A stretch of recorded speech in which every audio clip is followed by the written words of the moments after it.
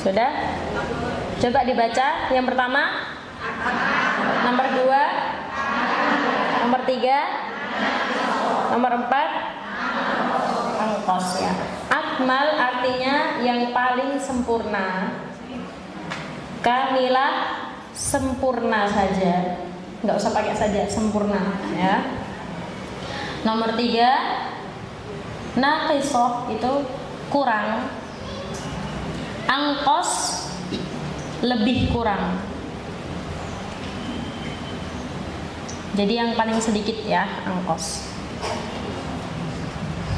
Akmal paling sempurna, kamilah sempurna, naqisoh kurang, angkos lebih kurang atau paling kurang ya. Kurang lebih kurang dari naqisoh. Kemudian gunnah yang ada di akmal itu apa saja? Ya, ketika apa? Sudah sana. Ini apa tak tulis aja? Ya. Ya. Sebentar. Ya, yang pertama, gunnah kamilah itu ketika nun akmal, nun atau mim yang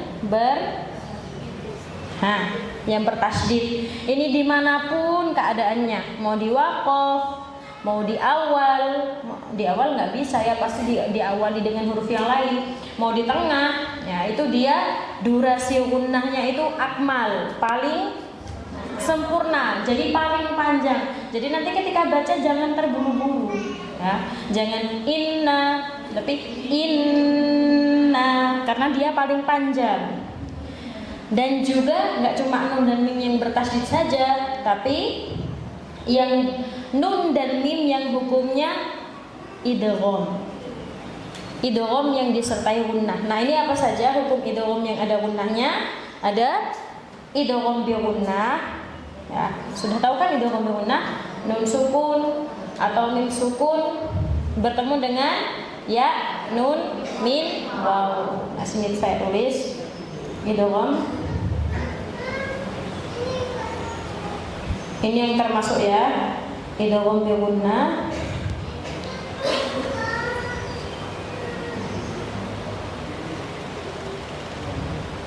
Dan ada juga idgham mim.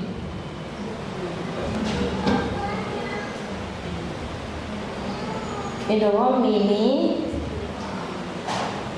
atau idgham mislain bisa. Karena idgham mimi juga punya nama lain, yaitu idgham mislain. Gitu ya, ibu-ibu, bisa dipahami idgham bi gunnah. Nah, ini contohnya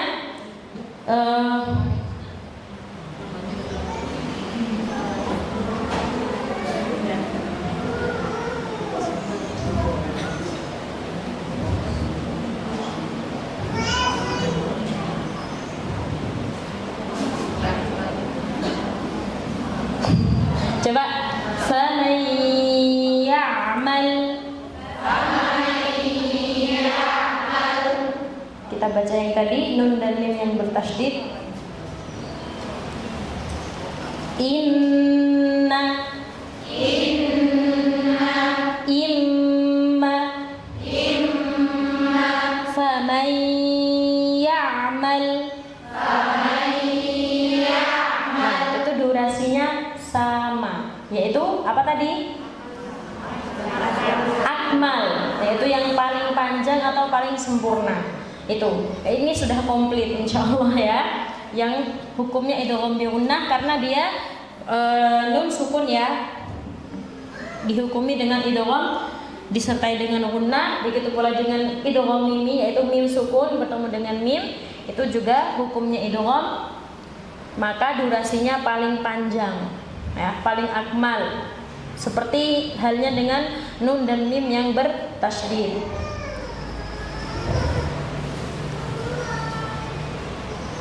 Lalu sudah yang pertama, yang kedua yaitu kamilah, yaitu ketika nun atau mim yang hukumnya Apa? Ikhfa. Kalau nun yang hukumnya ikhfa apa? Ikhfa haqiqi, ya kan? Nun sukun atau tanwin bertemu dengan huruf-huruf ikhfa. Nah itu dia masuk di tingkatan yang kedua. Begitu pula dengan iqlab. Hukum iqlab juga masuk di tingkatan kedua. Terus yang mim berkaitan dengan mim yang hukumnya ikhfa adalah ikhfa syafawi. Ya, di sini ikhfa haqiqi masuk. Ikhfa syafawi juga. Syafawi. Lalu apa tadi? Ada iqlab. Ya. Nanti ditulis yang cantik sendiri di buku ya Bu. Nah itu. Sudah? Contohnya. Contohnya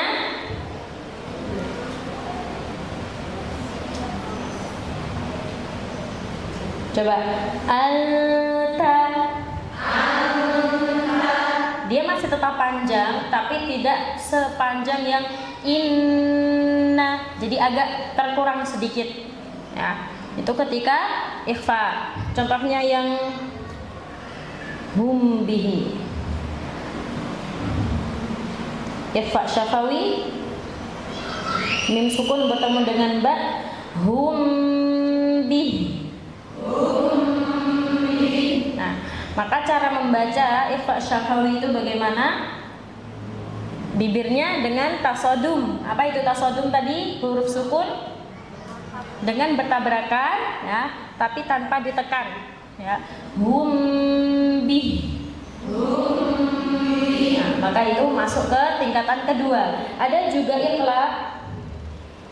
Nun sukun bertemu dengan ba. Ya. Mim ba'di. Nah, di situ. Insya Allah gampang ya. Tingkatan kedua sudah, lanjut ke tingkatan ketiga. Jadi paling panjang di atas, kemudian ke bawah agak berkurang, dan berkurang. Yang ketiga yaitu tingkatan apa namanya? Naqisah. Itu kapan? Ketika sama berkaitan dengan nun dan mim pastinya, karena gunnah itu berkaitan dengan dua huruf ini. Nun dan mim yang dihukumi sukun idhar. Apa itu sukun idhar?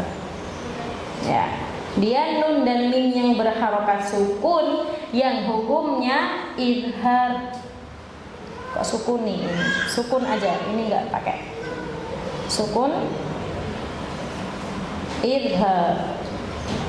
Kalau di bahasa Arab fi sakinil mubhar gitu. Yang bisa tulis Arab sendiri bisa ditulis fi sakinil mubhar. Nah, itu kalau di Indonesia kan ya nun dan mim yang sukun yang hukumnya idhar. Karena kalau nun dan mim yang sukun ada kan hukumnya ikhfa tadi sudah, ya, yang hukumnya idgham sudah. Nah, di sini hukumnya idhar. Berarti dibaca dengan jelas. Berarti ada gunnahnya enggak ini? Kok enggak ada, kok masuk kata maratibul gunnah? Tetap ada. Tapi berkurang, ya tetap ada. Nanti kita praktekkan, ya.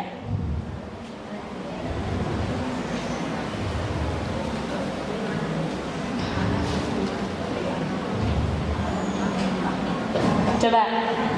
Man amana. Nah, di sini kan nun sukun bertemu dengan hamzah. Itu hukumnya idhar kan? Ya, di sini di sukun idhar, ya. Coba man amana. Dia ada gunnahnya. Kalau tidak percaya kita tutup hidung, kita sukunkan nunnya. Bisa keluar nggak suaranya? Bat. Nggak bisa keluar. Nah, di situ. Jadi dia termasuk di maratibul gunnah, tapi tingkatan ketiga. Ada lagi selain idhar halqi, ini namanya idhar halqi ya. Semua yang idhar halqi masuk ke sini. Ada juga idhar syafawi. Nah, idhar ini bisa idhar halqi, Bisa juga idhar syafawi. Nah, masuk ke sini. Contohnya apa? Sebentar, saya hapus dulu.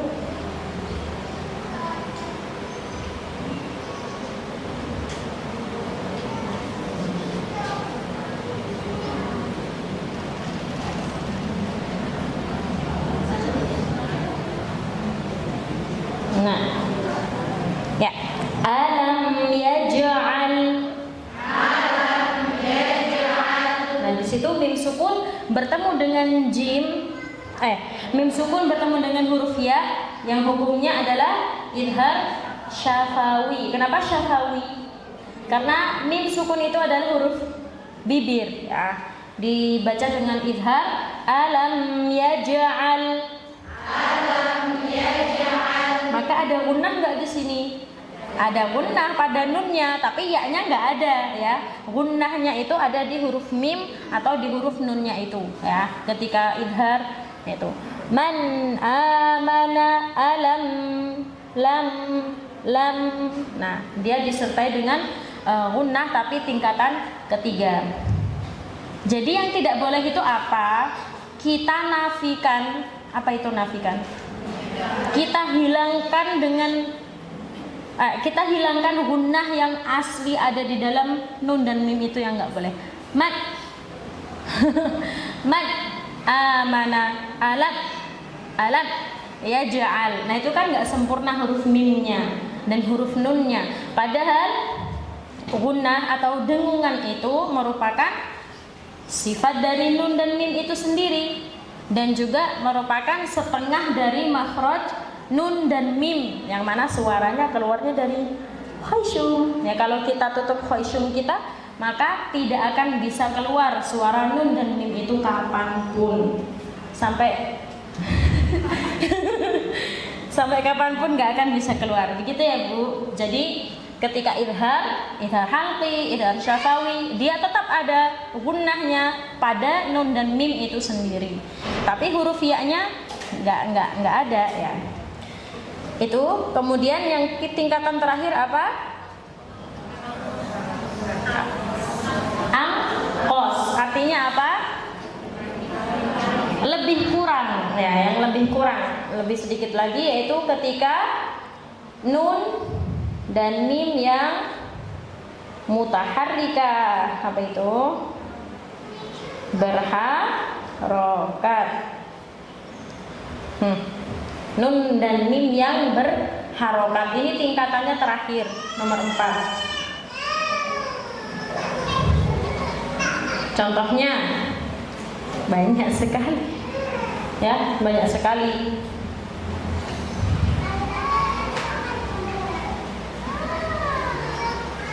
Coba mana'a, ma, ada nggak, ada gunnahnya nggak? Ma. Kalau ditutup hidungnya bisa nggak ma? Ta, nggak bisa. Suara mim itu dari khayshum. Jadi artinya apa? Nun dan mim dalam keadaan apapun itu pasti ada gunnahnya, ya. Tapi sesuai dengan tingkatan yang sudah kita sebutkan tadi. Kecuali kapan? Idgham bila gunnah. Ya, idgham bila gunnah itu apa? Nun sukun atau tanwin bertemu dengan lam atau ro. Karena apa? Dia idghamnya sempurna, langsung ke huruf ro-nya dan huruf lamnya. Jadi nunnya hilang. Ya, itu baru tidak ada gunnah. Karena huruf nunnya hilang, gitu. Ya, mana'a. Tapi kalau kita nafikan gunnah tidak akan bisa, karena memang gunnah itu selalu melekat pada nun dan mim dalam keadaan apapun. Sampai sini bisa dipahami ya? Mudah. Jadi nanti lalu berapa harokat? Apakah yang akmal 6 harokat, kamilah 4 harokat, naqisah 2, terus angkos 1? Enggak. Jadi di sini kita enggak pakai berapa kadar harokatnya, melainkan memang durasinya insya Allah kita sudah bisa pahami sendiri dengan sesuai bacaan yang kita baca. Jadi maksudnya apa? kita belajar maratibul gunnah agar ketika kita membaca itu nggak terlalu cepet gitu loh gunnahnya itu. Kan kadang yang sering terjadi itu, nah, alladzi jama'a malan wa 'addadah, dibaca alladzi jama'a malan wa 'addadah. Nah, itu kan dia nggak sesuai. Tadi yang idgham jama'a malan itu tingkatan keberapa? Yang pertama ya, jadi harus panjang. Apalagi kemarin surat Az-Zalzalah ya, faman ya'mal itu kayak masih ada beberapa yang kurang sabar di situ ya. Jadi harus sabar ya Bu, sesuai dengan maratibul gunnah. Karena apa? Kalau pas gunnahnya itu didengar juga pas enak gitu. Ya. Sudah, insya Allah itu saja.